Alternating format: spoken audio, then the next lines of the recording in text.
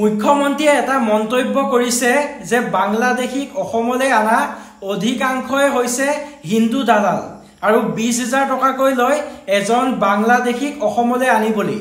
যদি আপুনি এটো কথা গম পাইছে তেনেহলে সেই বাংলাদেশী বিলাকক বাংলাদেশলৈ প্ৰেৰণ কিয় কৰা নাই? আৰু যিবিলাক হিন্দুৰ কথা কৈছে তাৰে অধিকাংশ হিন্দু বিজেপিৰে হ'ব, বিজেপিৰে হয়।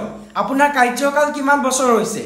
মোটামুটি 10 বছৰ হৈছে আৰু 10 বছৰত কিমান বাংলাদেশী আহিছে হিসাব কৰিছে জানো? নাই কৰা। কাৰণ যিবিলাক দালালে সেই বাংলাদেশী বিলাকক আনিছে সেই দালাল বিলাকে হৈছে বিজেপি। আপুনি হিসাব নো ক'ত ল'ব? এতিয়া আপুনি কি কৰিছে? উচ্ছেদ কৰিছে, ভাল কথা, উচ্ছেদ কৰিছে, কিন্তু কেইজন বাংলাদেশীক আপুনি বাংলাদেশলৈ প্ৰেৰণ কৰিছে হিসাব দিব পাৰিব? নোৱাৰে। ইয়াৰ পৰা গম পোৱা যায় আপুনি বাংলাদেশী সমৰ্থন কৰে। উচ্ছেদ কৰা মানে বাংলাদেশী বেয়া পোৱাটো নুবুজায়।